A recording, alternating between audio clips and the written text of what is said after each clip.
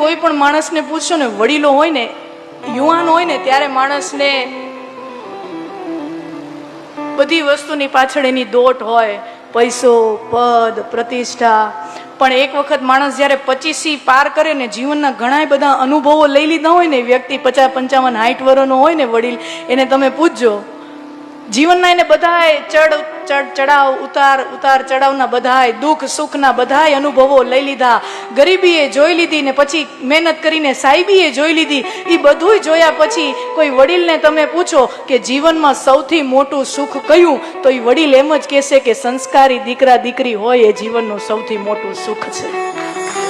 ધન્યાસ્તે માનવા લોકે સુપુત્રો યદ ગ્રહે ભુવેત.